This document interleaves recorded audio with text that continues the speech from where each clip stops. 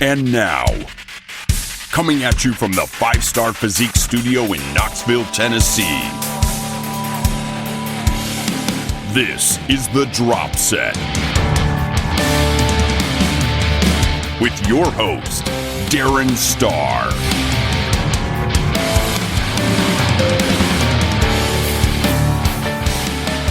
Hey everybody, thanks for tuning in. I am Darren Starr and I'm a full-time online prep coach and have been since 2012. You can check me out at 5starphysique.com and read about my coaching programs, check out workout programs that I have available, read articles, and most importantly, you can click on the podcast button at the top or go straight to thedropset.com to vote on the most recent poll question posted at the top of the page.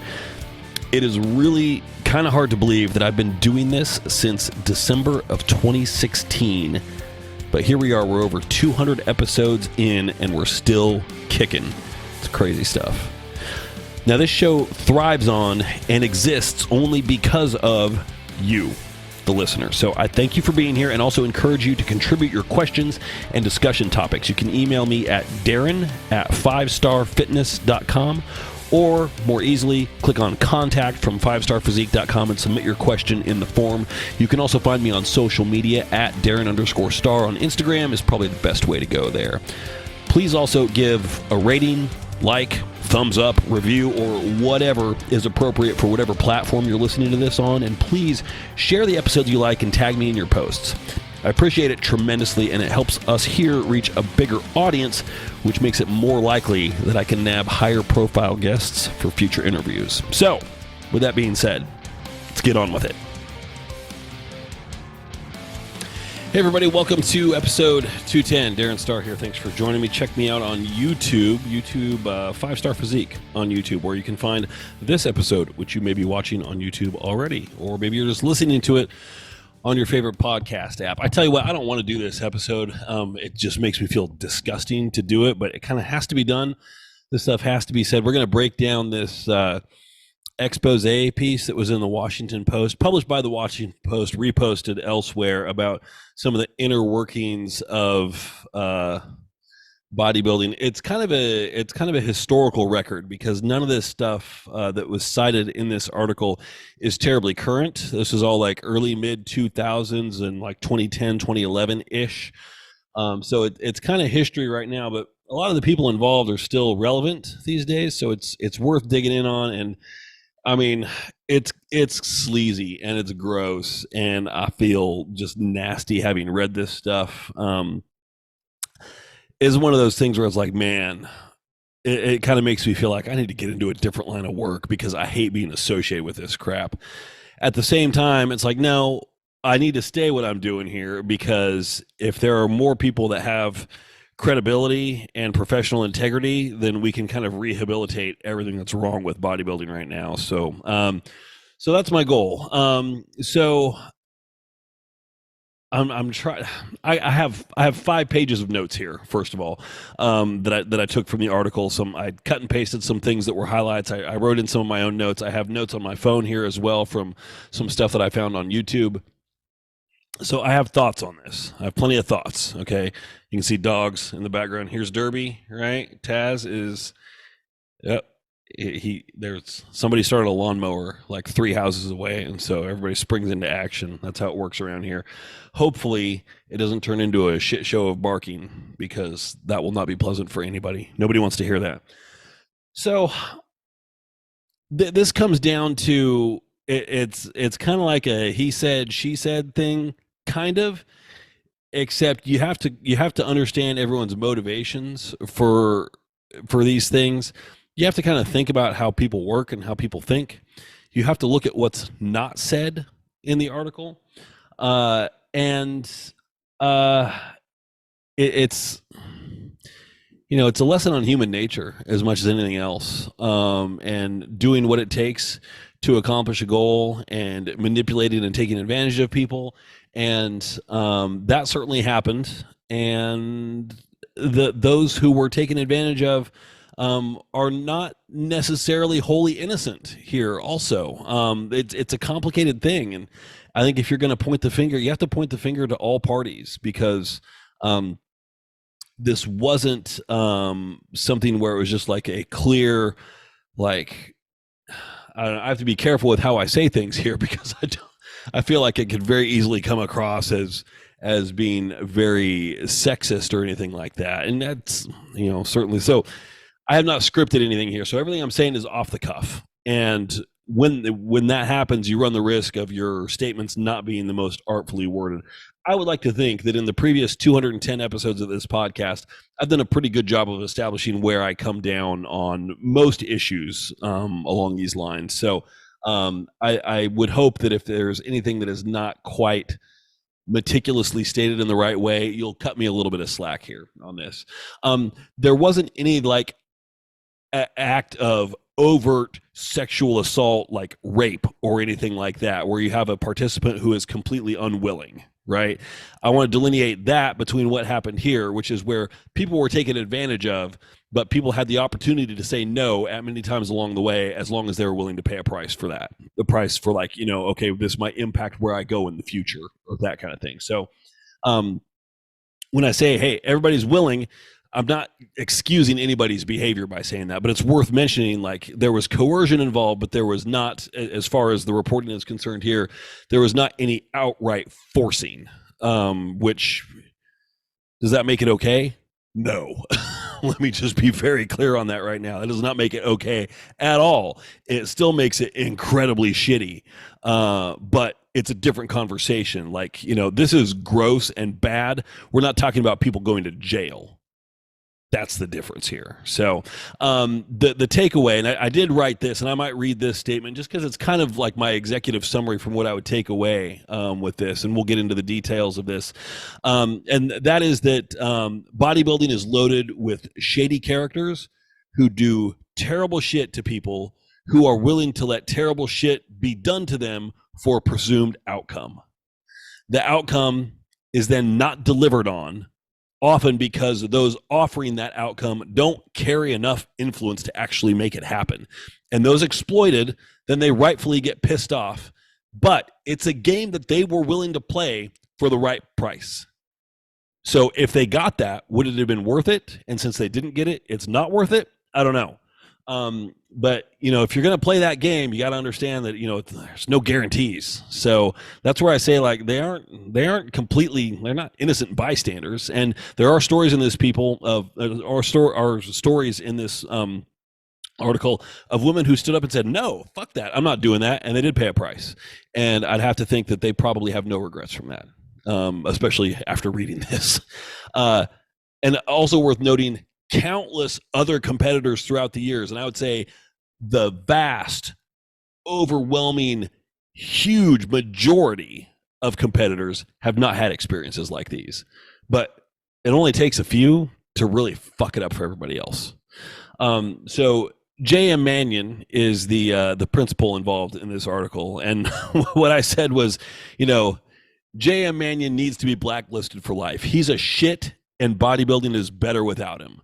And it's also worth noting that the Mannion's PR firm, there are multiple Mannions involved here, that PR firm did not even bother in their statement to dispute the allegations in the article. So when I say you need to look at what's not being said, they didn't even dispute it. So I think that's worth noting.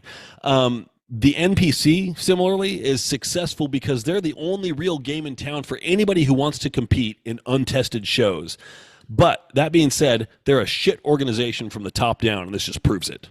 That being said, it's also been, most of these accusations are stemming from 7 and more years ago. So have they rehabilitated their image and how they conduct business since then? I'm going to go out on a limb and say no, they haven't. Does this stuff still go on now? I don't know. I would like to know. I don't know any of the Mannions, but I don't know. What I do know isn't good. So the story here, and it's worth knowing who the players are. The story, so Jim Mannion is I might get the title here wrong, but I think the chairman of the NPC, the National Physique Committee. His son, J.M. Mannion, who is the principal person involved in all these accusations, is the NPC's official photographer. He does website stuff, etc. He's an ever-present fixture at shows, especially high-level shows. And then I believe JM's son Tyler is the current. I don't know what his official title is, but he's the head judge at most higher level, like national level NPC shows. So I don't know exactly what his full role is. So it's three generations of Manions here. We're going to focus largely on the middle, JM, in this one, the photographer. So the accusation is that he was peddling his influence to women and coercing them into doing photo shoots, like lingerie shoots, topless, fully naked, more sexually explicit photo shoots in exchange for pro card status. The problem being is that JM's a photographer. He's not on the judging panel, so he can't actually make it happen. And that's where a lot of these accusations come from. I think he probably did make it happen for some. I think if you're on the cusp, his influence, and this is me editorializing here and kind of making some assumptions.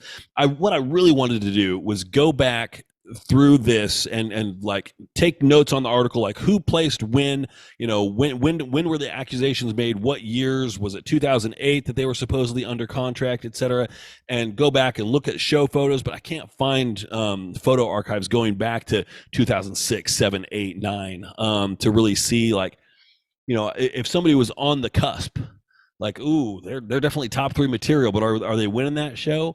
I feel like it's a situation where the right kind of influence could push somebody into the top spot. But there was, one of the players involved here, I can't remember who, I might get to this in some of the notes that I made down below, was, being promised a pro card and then didn't even place in the top 15. I'm like, now, is that an example of somebody getting blacklisted because they didn't want to play along? Because she rebuffed the advances for this, and so her takeaway is, because I didn't do it, I placed poorly. Well, is that the case, or would you have placed poorly anyway because you just really didn't bring it on that show? I don't know. I mean, the fact that we're asking the question is bad enough, but I also don't want to make the assumption that, like, oh, clearly she got screwed because she just didn't want to play ball. Like, maybe she just didn't bring it and didn't deserve a top placing. That's entirely possible. Again, doesn't make any of this shit right, but the problem is, like, I can't come down entirely on one side or the other, except to say that we shouldn't be talking about any of this because none of this shit should be happening. But it's the actual details get a little bit more nuanced. And if you want to just be, feed into the outrage machine and be like, this stuff should never happen, or you can't trust women accusers, blah, blah, blah. It's like, get the fuck out of here with that shit. Because there are things to consider from all sides of this. The one universal truth that we should be agreeing on here is that J.M. Manion and people like him should not be anywhere near an organization like this, and people that have, perceived power and influence and abuse it like this should be fucking blacklisted. Get him out of there. Now, because his family runs the show, probably not going to happen. So it's tough. It's tough. So there were some notes here that I made on my phone. I did watch a video from Nick Trigili. He was with Bodybuilding and BS is his channel on YouTube. I've watched a little bit of his stuff. I'd say, yeah, I know him going back, like, I know of him going back 15 years or so. He's been a presence in bodybuilding for some time. So I'm casually familiar with his YouTube stuff. He's a lot of like news and gossip type stuff. Not really my thing for the most part. But he broke this down, I think, fairly well with a couple of takes that I didn't really agree with necessarily. So one of the things that he said was, why are these women coming forward now and why decades later? Well, it's not decades. It's like, a decade later, maybe 12, 13 years. But the question is, why now? Because now is the time that somebody fucking asked them, dude. that is an easy question to answer. Like, because now is when this Washington Post journalist decided to write this article. And so he's poking around, asking, that's why. And also there's the whole thing, and this goes back, there have been many instances of this before, of people disbelieving female accusers in situations like this, to which I say, why? Like, why are they going to make this shit up and publicly humiliate themselves and have them put through all this bullshit for something that isn't true? It just defies logic. It really is ridiculous. Like, yeah, if somebody comes forward with an allegation like this, I'm inclined to believe it. When the accuser does not refute their allegations in a PR statement, I am more inclined to believe it. So when instead they talk about like how they've reformed the sport, I mean, that's a tacit admission, basically. Like, oh, we've really cleaned things up and we provide the best atmosphere for people to compete in. Like, okay, so you're just agreeing with all the accusations. All right, that's fair. That's fair. I mean, that's me once again editorializing. There's going to be a lot of that. But what woman is going to come out and say that she did this or she was offered this and she did it? And I mean, like, nobody's going to fucking make that up and put themselves through this stuff and throw themselves out there, embarrass themselves, you know, have their name and have their family brought into it as well in a high profile article like this. It's just, that stuff is not going to get manufactured. I'm sorry, it just isn't. It isn't. I know a lot of people out there saying, well, Duke lacrosse. I'm like, yeah, I know. Different circumstance entirely. So, again, this is, you know, there are cool heads involved here. This is something that happened a long time ago. Nobody's looking to make shit up about this. Right? These anything is possible. These do not feel like me to me like anything even close to manufactured complaints. No. So, yeah. Why are these women being compelled to share their stories now? Was a quote from Nick from his video, and my comment on that was, "Give me a fucking break." Now, to be fair to Nick, he may have been asking, like, what was the motivation for writing this article now? Which that's a fair question. So why are they being compelled to share their stories now? Well, they're being compelled because a journalist is finally asking. Why is that journalist asking now? That's a fair question. So, and to be fair to Nick, maybe that's what he was getting at. I wasn't totally clear with, I mean, I have a direct quote from him here, but his meaning behind that was potentially a little ambiguous. So I'll give him the benefit of the doubt because he did go into how this article got written. So this article was written by, I should have this name, Butler, hold on, who is it? Desmond Butler, who is the son of, I believe, Lordy, what was his name? Hold on. Mr. Butler, I got that much. George Butler. Okay, there we go. Yeah, George Butler was the guy who directed Pumping Iron and Pumping Iron 2 back in the day. He was the guy who was really responsible for bringing Arnold to celebrity status. Bodybuilding was a very small niche subculture. I mean, to the extent that it still isn't, but it was even more so back in the 70s. Pumping Iron came out in, when did this come out? 70, who's it's? 77. So prior to that, I mean, it was the most niche of subcultures that you could possibly have. So Butler was the director, George Butler, and so his son, Desmond, is this Washington Post journalist who wrote this article. And so there's a kind of a separate, like a sub article here, kind of like a behind the scenes thing on his Desmond, the author's history growing up around the figures of bodybuilding since his dad was the director. And there's pictures of him as a kid with some of the, like Franco Columbo and Arnold and those guys. So, so that makes him kind of uniquely positioned to write this article, but also made him uniquely positioned to be receiving some tips from the guy who, as Nick pointed out in his video, and Desmond Butler said this explicitly in his article outlining how he came to write this. Wayne DeMilia was the source. Wayne DeMilia was a former promoter who worked with the Manions and the Weider family on the Olympia. And I don't know his full story, but he had, there was a split. He was on the outs with the Manions. So now there is supposedly some kind of conflict between the two. So he may have a little bit of an axe to grind here. But that being said, people with axes to grind aren't necessarily making shit up. So I think, and given the fact that it led to this investigation, which has had many women come forward, many of them are named and pictured in the article. Many more are referenced as wanting to remain anonymous for reasons that you can understand. But the accusations are all like very, very consistent. Like there's definitely an MO that's in play here, a predatory MO from Mannion. And whenever I reference Mannion, just to be clear, I'm referencing the middle one, JM. So, and it got me thinking, like, Wayne DeMilia, what's he doing now?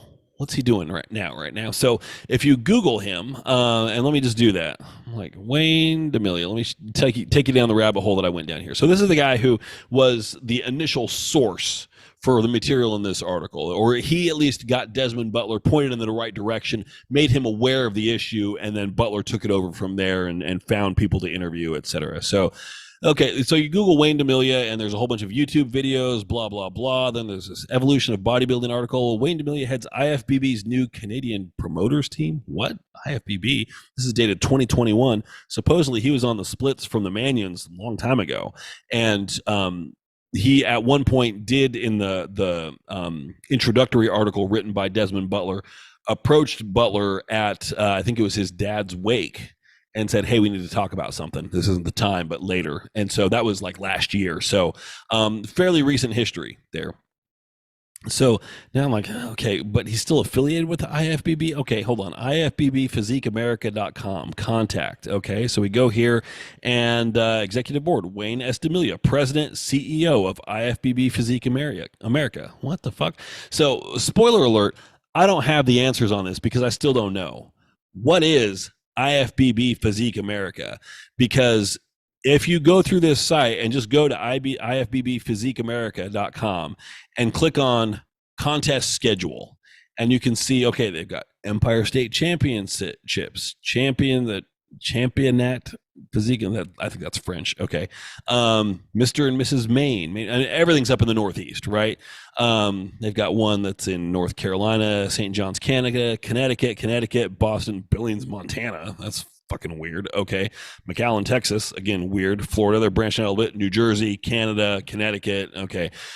So I'm like, well, let's just look at one here. Let's look at Northeast Championships. This one was just last weekend, right? Rochester, New York. Okay, cool. So we click on that. We got our folder here with some of the worst artwork I've ever seen in my life. Holy crap. Like what a shit show this is. This is a personal trainer's website. But then so they're promoting the show. You click on Northeast Championships. Okay, Saturday, October 22nd, Rochester, New York. Okay. Pay for your tickets by Venmo or check. What? Okay. Check, whatever.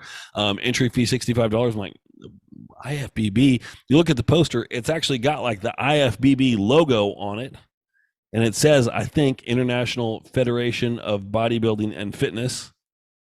Like that's in really small text. I can't really, but it says it's got like the classic IFBB logo there, and then it says IFBB Physique America. I have no idea what this organization is, but it has a note on the poster for the show that says overall winners are eligible for national pro cards. So this IFBB organization is not the IFBB that you get a pro card through by graduating through the NPC. This is some kind of different bullshit whatever organization. I don't know what the hell it is, but it's weird. So point is, like, it was kind of looking like Wayne DeMilia was still affiliated with the IFBB here, but no, it's a different organization that just uses those same letters in some way.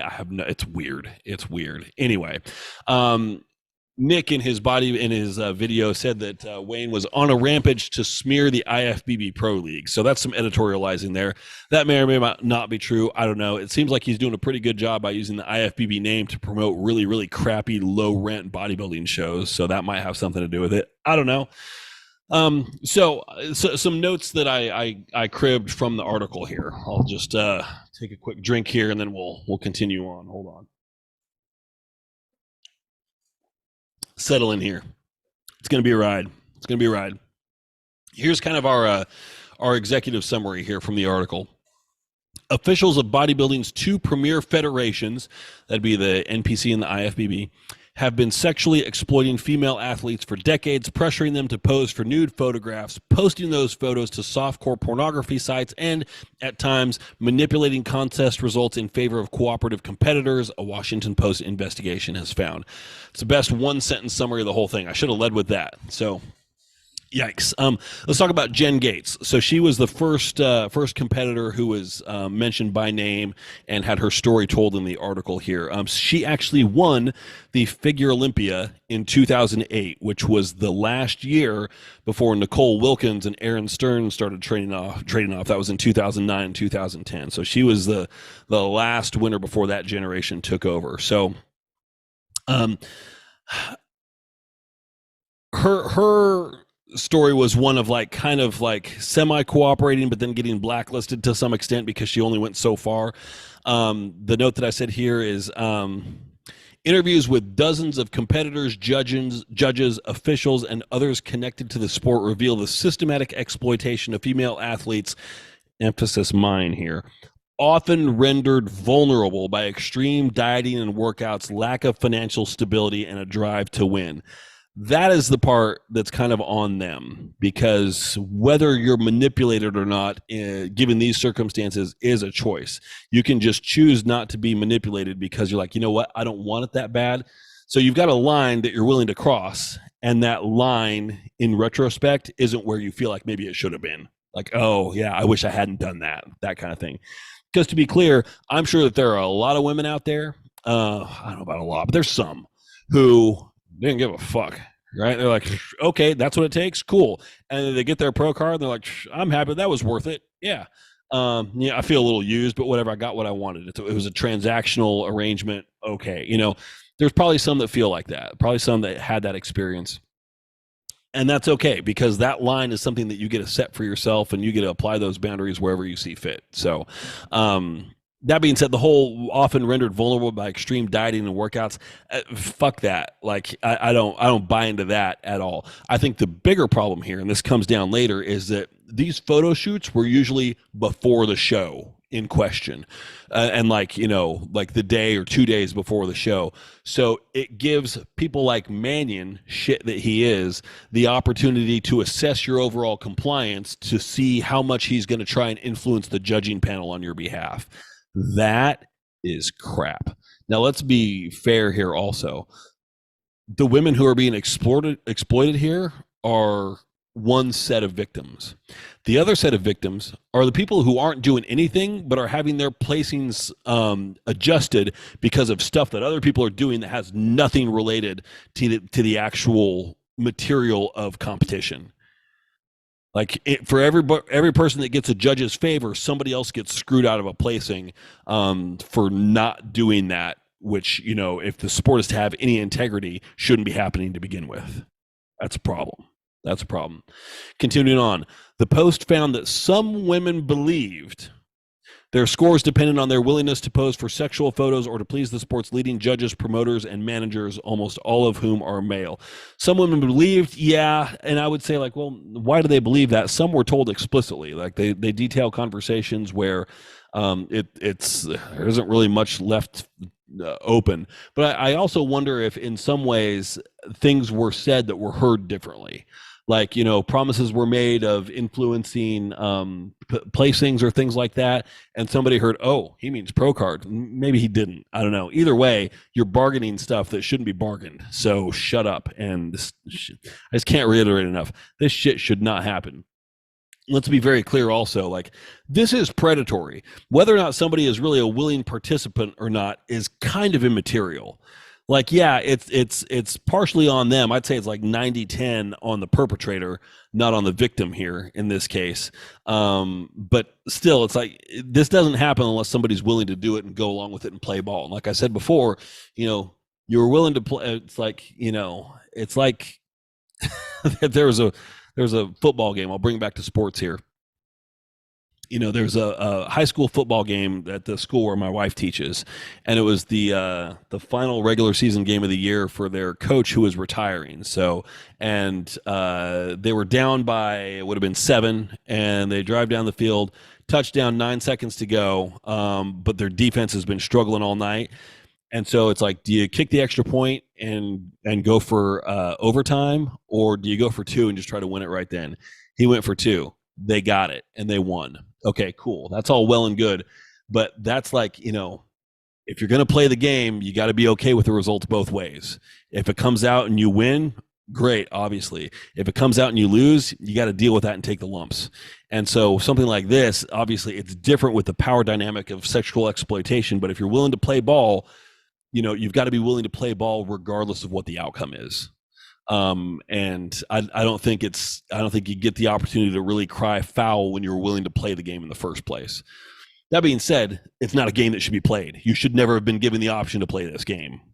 That's the point that I want to drive home. I don't feel like I'm really making that clear, and I'm probably going to get some flack for this, which would be justified because, again, I'm doing a very inarticulate job of explaining. But I am relying on the goodwill of 210 previous episodes to try and make sure everybody knows where I'm coming from here. So let's see. Blah, blah, blah, blah, blah. So JM Mannion did not consent to an interview for this article. Where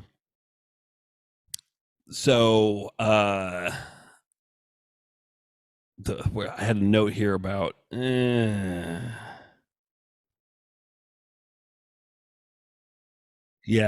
I had it somewhere in here.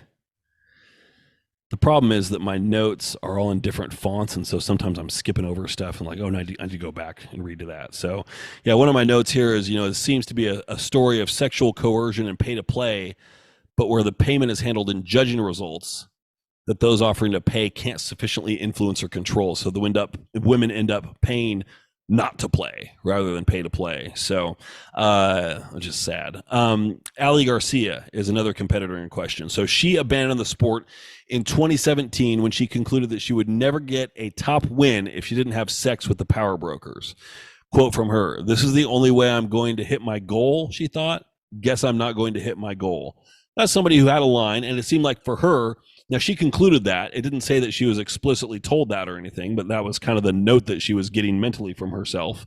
And so that's a line that I think most women would probably not cross.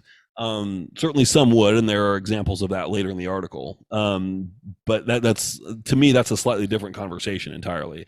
And I said, she decided that was a line she wasn't going to cross, and that was true for her, but certainly not true for others.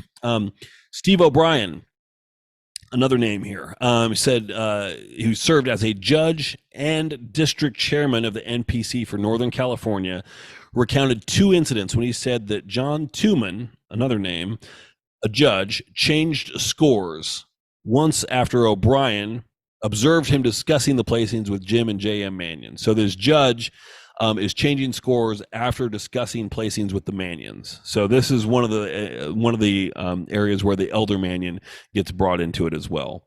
So that would be an example of some influence being peddled. Although, again, this is an outside observer. I don't know if he's like 10 feet away, just looking at people having a conversation with judges' score sheets on the table, or if he's, if he said what, observed him discussing the placings. So that to me is very vague. I don't know what Steve O'Brien saw or thought he saw or what. It's certainly not beyond the realm of possibility that's exactly what was going on, but it's just not explicitly stated that he knew precisely what was going on. It seems like there's an assumption being made here. Jim Rockwell, who was once the head judge of the Olympia and a close associate of the elder Mannion, Jim, before falling out, once said that Tooman, the judge in the previous story here, once chided him about his placings and suggested he make changes. Quoting Jim Rockwell, he says, Tooman leans over to me and says, "You know that girl that you got in 4th or 5th place? That's one of JM's girls," Rockwell recalled. He did not change his scores. So that's a problem. So that's one of the judges saying, "Oh, that girl's one of JM's, so she should be bumped up." And so this is an example of like Mannion having influence over Tooman trying to have influence over a judge, and that judge saying, "Yeah, no thanks." So that's an example of where the influence falls short. If you are trying to curry favor with a judge, cool. If you're trying to curry favor with a friend of a judge, that's a pretty weak connection. And at that point, you just got to know like who you're getting involved with. The other thing that I don't understand here, and this goes back to a fundamental point of the article, which I should have mentioned before. JM was signing competitors to management contracts. Let's be clear. I don't know what JM Mannion's skill set is, other than apparently being a world-class creep. He's a photographer, right? Does he have any idea how to manage a competitor? I mean, is he a manager, or is he a guy who just tries to, curry favor behind the scenes for people that do sexual things for him? That's not a manager. That's a pimp. It's a fucking pimp. Okay. So I don't know, like, why is the photographer? I mean, I guess that's what I would call him, as a photographer. Why is a photographer trying to manage competitors? Like, where's the crossover between skill sets there? Like, a manager would book you photo shoots. Well, if you're the photographer, you don't need a manager, right? But he would sign these women to management contracts that would then give them, some percentage of proceeds from photo sales, which, according to many, never materialized. Also, it's another level of shadiness. So now Tuman, the judge who's involved in these two previous stories, about Steve O'Brien and Jim Raquel, Tuman was he was a judge who was kind of involved in both of those stories as a middleman. Tuman was removed as a judge after evidence surfaced of him having affairs with competitors, and the elder Mannion got him reinstated within months. Tuman did not comment on this article. So he was removed from his position as a judge, and then there was conversations about having him come back in, but only being a judge for male categories, or not judging any categories where there was a woman that he had a relationship with present in that category. That lasted almost no time at all, and he was back to being a fully reinstated judge before you know it. So that is also gross. And there's so much, and this happens to this day, there's so much conflict of interest here. So I need to make sure I get this name right. Hold on. This is something that I was told firsthand in a seminar that I attended some years back. And I need to make sure I get the name right here. So contacts, is that right? Oh, transparency, people. Come on. About... Okay, so it's changed hands here. So that being said, I'm gonna just go for broke and try to spit out a name here. It's not anything scandalous. It's just something I don't like. So currently, the Carolina NPC is the regional organization that governs North and South Carolina for the NPC. They used to be separate. So the North Carolina NPC was managed, I think the president was, it's one or the other. It's embarrassing that I don't know this. Mike Valentine or Mike Valentino. It was one of the two. I could Google it and let you know. I'm just going to be transparent. I don't remember his name. He is not currently the chair of the combined Carolina NPC. He may have some capacity in there still. I don't know. Maybe he's retired, moved on.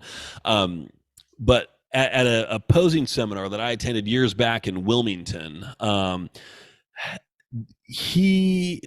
was a question brought up. He was talking about judging integrity, and somebody brought up a question. It wasn't me, although I wish I would have asked it, about judges who have clients in the show, like a judge who is also a coach, which is most judges, right? Who could potentially be judging a class that their client is in. And he said, judges are expected to recuse themselves in those situations. It is on the honor system. To which I say, ha! Give me a damn break. As soon as you put something on the honor system, it ain't going to happen. It ain't going to happen. Now, I am a rule follower by nature. If I was a judge, I would absolutely do that. And if I had a client who was who wanted to do a show because I was on the judging panel and they thought that maybe I could kind of swing things for them, I would say, sorry, that ain't how it's going to work here. There's a lot of that in bodybuilding. I don't participate in that. because I'm a rule follower. And if it's expected that I recuse myself, I'm going to, because I'm not sure I could see it fairly. Like if it's close, I'm going to be biased towards my client, not necessarily because I want them to win, but just because, there's that inherent thing in your head. It's just hard to be objective when you've got an invested relationship with somebody. It's difficult. So the whole issue of judge recusal is something that goes on to this day and is still rampant, because so many judges are coaches, and unlike me, I work online, so if I were to judge, it would be here in town. How many of my clients are going to be doing a show? Like, how many clients do I have that would be doing the Knox Classic here in town? Let me see.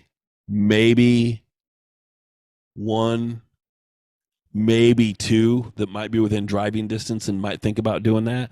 Or some of them might come from further away to do it because they're like, hey, I'll do a show if you're going to be there, and we can finally meet in person. Hey, cool, that sounds great. I'm not going to judge your class though. Sorry, I'm gonna recuse myself from that. That's how I do it. That's the only way I'd be comfortable with it, realistically. So now the article also mentioned Lee Thompson. This gets into a story that I find fascinating, who is a former judge and a Manion associate who broke from the Manions and the NPC and later founded Inspire Sports League, which has, according to my research, been defunct since 2019. You can still find social media accounts. The last time anything was posted from any of those was in 2019. Oh, where was it? There was something. I want to skip ahead here. There's some good stuff here. Oh,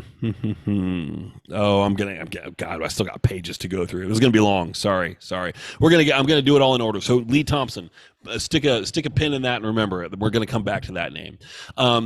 Now, I think, J.M. Manion could be sued for breach of contract because there were contracts here. There are excerpts of contracts that are shown in the article. There are financial arrangements with a lot of the women that he photographed, who claim that they were never paid anything. Now, whether or not they can back up those claims, it's going to require bank statements, and you've got to have a lawyer who has a lot of documentation to be willing to take up something like that. So there is an interesting insight here from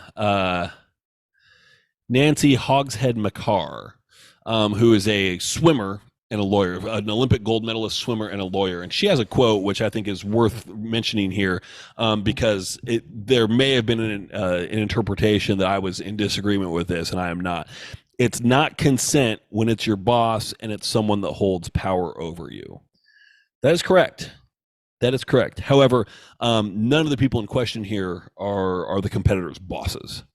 This is a recreational thing that people are doing on the side. In nearly all cases, there is no employer here. Now, there is a person who wields power and influence, yes, but it's not like your employment is on the line. It's not like your livelihood is on the line. This is how people spend their money, not how they make their money.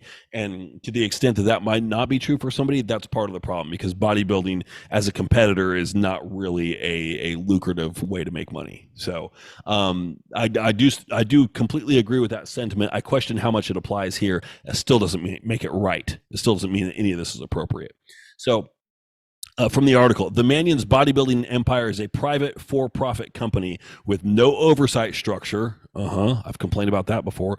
Or requirement to share revenue or membership numbers. Competitors described an overall lack of transparency within the sport. Stop me if you've heard that on this podcast in 45 episodes before. They told the Post that the organizations are devoid of any meaningful safeguards for athletes, such as human resources department, health insurance, or unions that can protect them against abuses of power. Yeah, and again, what's a good corollary to this? It would be it's like City League softball.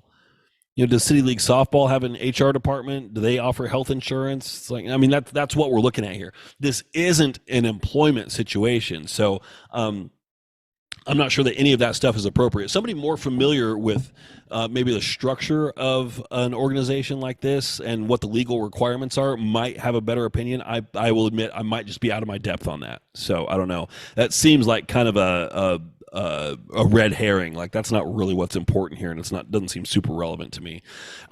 Former competitor Amber Littlejohn, who now works as a lawyer in D.C., quoting from the article here, said the culture values compliance and punishes those who speak out. I think there's evidence of that. She said women in the sport find themselves ripe for predation because of the amount of money they invest and their dependence on the Mannion family to succeed. Yeah, I mean, that's the thing. I mean, the NPC, as I often say, is the 800-pound gorilla in competitive bodybuilding at the amateur level. It's really the only game that really gets you anywhere in playing.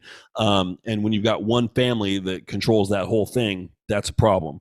And also because of not just the amount of money that competitors invest, but also the time and the energy that they can invest and the commitment to themselves that they invest in it, there does get to be a point where it's all of that serves to move the line that I was talking about before, where you're like, what am I willing to do in order for a placing? The more of yourself you invest in it, I think that line for a lot of people gets pushed back further, pushed back further, pushed back further. It's like, oh, I don't want to do that, but okay, well, I won't do that, but okay, maybe I will, but I'll draw the line here. The more you invest in, I think that line gets moved. Again, it says here, jeweled posing bikinis can cost $1,000, and women reported spending thousands of dollars to compete. That is nothing new for anybody who has competed or been listening to this podcast for any amount of time. So, I think honestly, and you've heard me complain about this before, I think the sport is structurally unfair to women completely regardless of anything that we're talking about here. Just fundamentally, why does a woman have to spend $600 to $1,000 on a posing suit where a guy can order it offline for $35? Honestly, I know that a lot of women like getting the fancy suit. I think everybody, and the only problem is this is gonna shut some companies down. But I think that the whole blinged out posing suit should be eliminated from competition. Just, you got to level the playing field. Hair and makeup shouldn't cost $200 for a show. Guys don't have to pay that.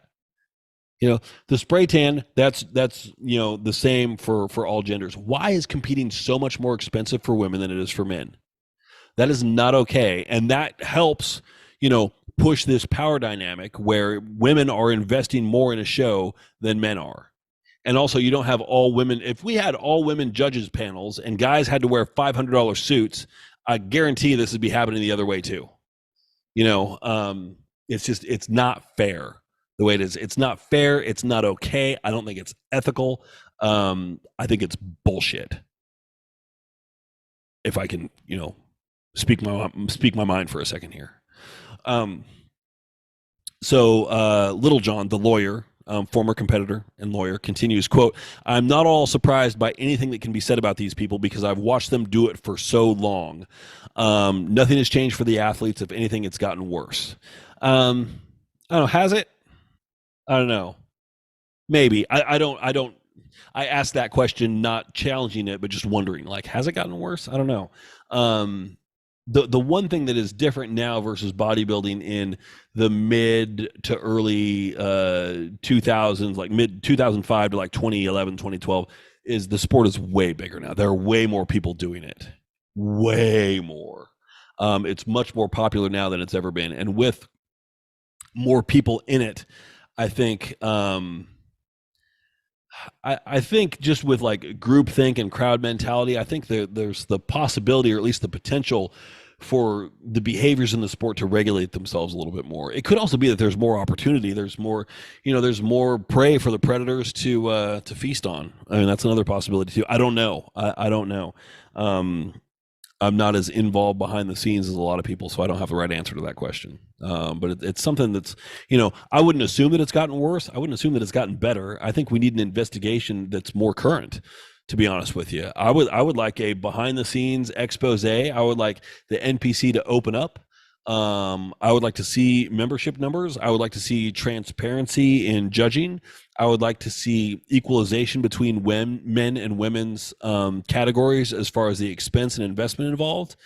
And maybe that means guys have to spend $300 for an entry fee and women spend $50. I mean, you got to even it somehow. And that kind of fucks the promoter over. But somebody has got to make a sacrifice here, because it's not okay for women to keep paying, I would say probably 3 times what men pay in order to compete. If you look at all the costs combined, it's not okay. It's completely not okay. So let's see.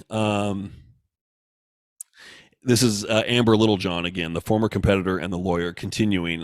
This is from the article. A couple of days before a competition, she said she was asked to join 2 women in a hotel room wearing lingerie and posing in bed. Then JM asked her to remove her clothing. She agreed. Quote, I felt that if I said no, that could end my career. Again, choice being made, line being drawn further down the road. Continuing, quote, but that could have just been me. I knew how known and powerful JM was in that world, and that was the choice I made. I call it the dark side. So she acknowledges choice she made. So exploited, preyed upon, willing participant, making a choice for herself in that moment. A pressured choice. So again, that power imbalance dynamic still exists. It's different than if it were an employment situation. Her livelihood isn't dependent on this. I mean, maybe it was. Maybe she had enough. Maybe she was making enough as a sponsored athlete from people. I doubt it. These days sponsorships mean you get free supplements. It doesn't mean anything else beyond that. Nobody's making a living as a shill for supplement companies. So, the article continues, and boy, go read it. I mean, it continues for a long time. Quote, multiple women described close associates of the family who introduced them to JM and encouraged them to do whatever he asked, saying that it would launch their careers from amateur status to professionals. Earning a coveted pro card could make bodybuilding less of an expensive hobby and more of an income-generating career. That I take issue with. I just don't find that to be true. I think a lot of people expect that. That is not reality. If you want to make a career as an IFBB pro, you are going to be in the tiny, tiny, tiny, tiny, tiny minority of people who pull that off. Who earns a career in bodybuilding? Yours truly. And it's not as a competitor. It's as a coach. And that's true for most people. Most people who say that they earn a career in bodybuilding, it's not as a competitor, it's by working in some other capacity in the industry. So regarding who was this? This was Mandy Henderson, one of the competitors who was cited earlier in the article. This is regarding inappropriate behavior during a photo shoot. This is going back to Tuman, who was the judge who was present in a lot of Mannion's photo shoots. Quote, reached by the Post last week, Tuman said, quote, I don't know what you're talking about. I'm a married man. I'm a family man. I have no idea what you're talking about. Asked whether he wanted to hear about specific allegations, Tuman said, quote, no, I don't, because it's all lies. I'm making some judgments here, but that sounds like a guilty motherfucker to me. Like, there are allegations being made. Do you want to hear about them? I'm like, yeah, I would like to hear about them. What are they? Because maybe I can refute something if I know what it is. If I'm saying I don't even care what they are, it's because I know I'm guilty of it. That's I mean, give me a break. As I wrote in my notes here, what else is he going to say? Yeah, no, that to me, he just painted a target on his forehead with that. Nope. Okay, and I made a note like, okay, what's going on here? and I color coded this with some confusion, the color of confusion, which was kind of like a, what is this? This is like a periwinkle blue. From the article.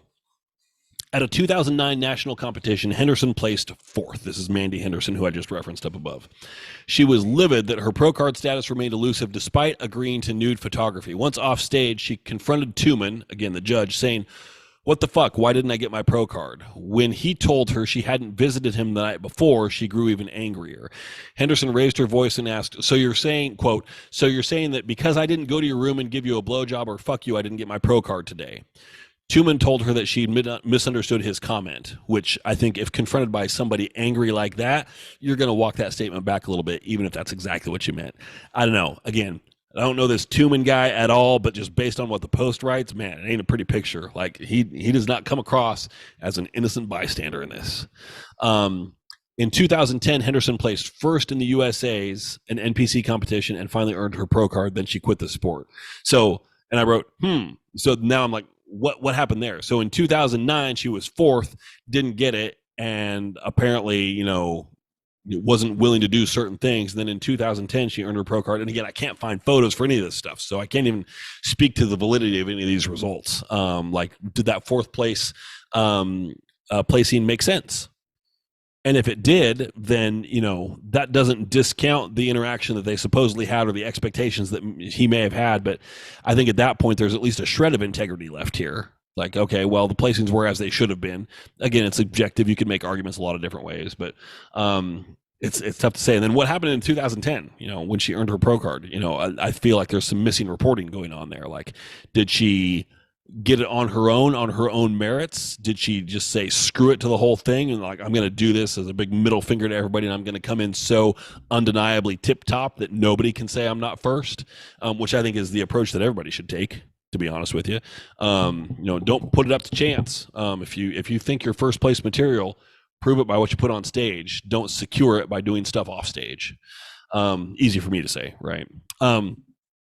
So also, Henderson was a police officer, and there was a note here that said her law enforcement career later ended in scandal after she was accused of faking an injury and improperly collecting workers' compensation benefits. I remember that when that happened. I didn't recognize her name from that, but I remember that going on where there was a big scandal about some bodybuilder who was in, like, I want to say like California, Nevada, somewhere around there, going back and forth between locations and working out in the gym away from home, and having a private investigator following her and observing her working out while she was supposedly getting workers' comp and time off from her job. It was something like that. So I didn't realize that was her. So point being, she's not a total angel. She has manipulated the system to her own benefit as well. Does that discount other stuff that she is saying here and other accusations? No. So she has also, and this is I found this kind of weird. Henderson, has returned to the sport, competing in the Mannion's IFBB Pro Masters Bikini Division for athletes over 40. What? She said that this time her eyes are open. Quote, "It still is a toxic environment. It hasn't changed much," she said. "I am truly competing for myself." Like, why in the fuck would you go back and compete with that organization when it's still run by those people with the experience that you've had? Now, again, I don't find that necessarily discounts or discredits her story. I think it just shows really, really bad judgment. Like, what in the world are you doing? Anyway, I guess, you earn a pro card, you go through all that, and 10 years later you decide you want to use it. I'm certainly not there to criticize any. Well, yes, I am. I am here to criticize people. Let's be clear. That's exactly what I'm here for. Okay, remember I said bookmark Lee Thompson. We're going to come back to him. Here he is. So, Lee Thompson, quote from the article, said that early in his judging career, he got a quick education in the power that judges hold over athletes. While in his hotel room, Thompson said, he got a call from Shannon Day, a name that will ring a bell to a lot of people probably, a coach for bodybuilders who now runs a group of competitors called Team Bombshell. Team Bombshell is still out there to this day. Quote, Day told him that she wanted to send a woman to his room to make sure that she looked ready for the next day's competition. Like, send a competitor into a judge the day before a show. Thompson says, I'm like, yeah, okay, that's great. Like, I don't even know what judges do at this point. Like, exactly. What's a judge supposed to do the day before a show? Like, oh, cool, let me score you right now. All right. And like, no. Ostensibly, it's to get a judge's opinion on whether somebody is peaking correctly or something like that. To which I say, don't fucking do that. Judges, don't make yourself available for that stuff. Make people do their shit and then look at them on stage. Like, you should be like the jury who is sequestered before the trial. Like, nobody's getting your opinion the day before the show. That should be illegal, against the rules. That should not be allowed. Continuing. Then, he said, the woman walked into his room, dropped her robe, and was naked underneath. He said she began to spin around and asked him, quote, is there anything that I might do to make your life a little easier today? Thompson sheepishly said no. Later that evening, he said that Tuman, the show promoter, name that keeps coming back, quipped, I heard you didn't partake of the fruit. First of all, fucking gross. I hate that conversations like this happen, but I know they do because I hear things that are not too far off from this in the gym on a regular basis, where some old guy will be like at the machine next to me, some hot girl walks by and he'll turn to me. He doesn't know me at all. And he's be like, oh man, I need to go take a shower. To which I say, fucking gross. I've said that to people before. Like, don't don't expend your creeper energy on me. Like, I don't want to know what's going on inside your head. Just shut up and keep it to yourself. Or better yet, don't think it at all. I hate that. I just, man. Anyway, God, it's just so nasty that a coach would try to curry favor with a judge by sending a competitor up to go fuck a judge. And the thing is, like, Lee Thompson, this is the guy who founded Inspire Sports League, which is now defunct. I find he has a lot of credibility because, hold on, it probably goes in here. Oh,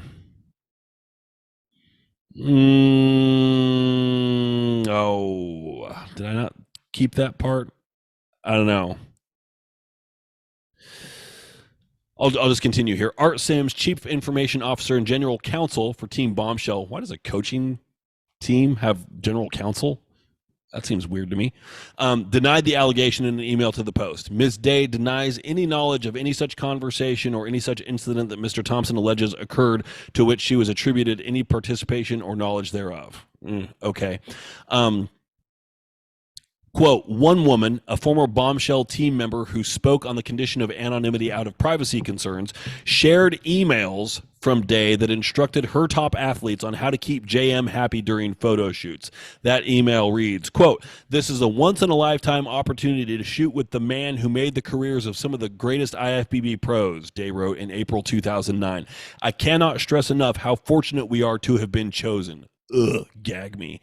The email included numbered rules for the shoot at Mannion Studio in Pittsburgh. Quote, no full bottom suits, Brazilian and thong bottoms only, Day wrote.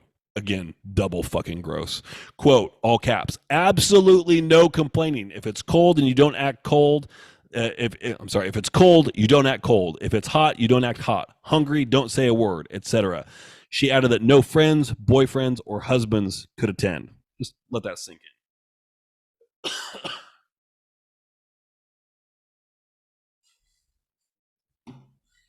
Worth noting, that's an email from Coach Shannon Day in 2009. So if Shannon Day wanted to come out and say, like, oh, God, that was a terrible time, I feel horrible about that, and we do things differently now, here's what we do, that would be cool, good. Just a flat-out denial, I'm sorry, there's an email, I don't believe your denial. If there's an email that proves that. Like, no. It is what we suspect probably happened, but to have it in writing is just, it's, no. Oh, God, I'm just, guys, I don't know what to make of all this. You know, one of the questions that I had from a client who was the first one to forward me this article said, hey, what do you think about this? And what do you think about, about having people compete in NPC shows going forward? To which I say, man, I really don't know. The problem is there just aren't any other options. So what we need to do is kind of, consolidate and take action. And just, I want to make sure that this stuff is done. There's nothing else that goes on like this. And so if people are, if all of this is happening for placements, which, let's be clear, it's all about the results. It's not like, women are subjecting themselves to exploitation or anything else like that, or men are taking advantage of women for anything other than placings. Like, that's the currency that's being exchanged, right? That currency needs to be lifted to a level that's above reproach. And you need greater transparency in your judging. I'm not saying that that's the silver bullet, but that is something that does have to happen here. You need better transparency with your judging results. And the NFF, I don't remember what that stands for, what the acronym is, but it's an organization that I had two clients compete in recently. I think I talked about it here not too long ago. They have a system where their judging is all input. It's computerized via tablet, I think, or phone, where there's an app and you have the list of all the competitors. So a division walks on stage, a class walks on stage, and you flip to that page in your app, and you've got the competitor number and name, and you've got just a blank grid. How do you want to score these people, in each category? So for symmetry, size, conditioning, posing, presentation, etc. Color, whatever you deem important, you can assign a criteria that could be weighted. You assign a score that could be weighted based on criteria to everyone. So rather than a typical NPC or IFBB judges sheet where you just say, oh, well, this person's first, this person's second, this person's third. The NFF system is kind of like a show your work. How did you arrive at first place? And maybe you don't even objectively say that this person is first place. Maybe, it might say that, size is weighted for 30%, conditioning is weighted for 30%, presentation is weighted for 10%, overall stage poise is weighted for 10%, blob symmetry is weighted for 15%. So somebody might do really well on the categories that you think are important, but when the scoring rubric comes out, it might say that your person's third, actually, because these other things where these other people were better are scored, they are weighted, they're given more weight in our criteria, which we've all established beforehand, which the organization establishes beforehand. So that would need to be put out in the rules for that organization. Like, hey, for classic physique, we are scoring you primarily on size, symmetry, and conditioning. It's 30% for each of those, with 10% on presentation, poise, whatever it is. Make it up. But that way, that's all established. So then you can say, like, okay, well, the 8 people in this class, here's 1 through 8. This is how I rank them for conditioning. This is how I rank them for size. So you spend a little bit more time in judging, but you save a little time because all the tabulating is done electronically.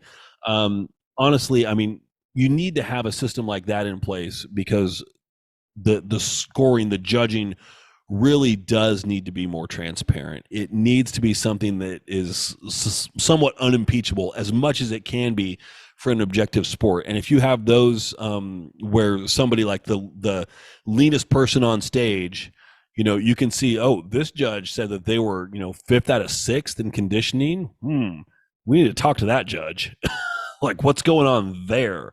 Is there some kind of an axe to grind or whatever? You also need to make sure that people with conflicts of interest don't end up on judging panels. The problem is nobody's making a living as a judge for a show. So you're going to be pulling other people from the industry to be on judging panels. You're going to be having other promoters. You're going to have coaches. You're going to have, organizational heads who might also be coaching clients. And so you can't eliminate conflicts of interest, but you need to make sure that they are all exposed and transparent. And that needs to be a requirement where the NPC can banish a judge for not disclosing a potential conflict of interest.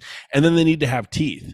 So I think there probably needs to be another position created at the NPC that is, like conflict oversight or conflict oversight and resolution or something like that kind of manages that shit. I'll do it.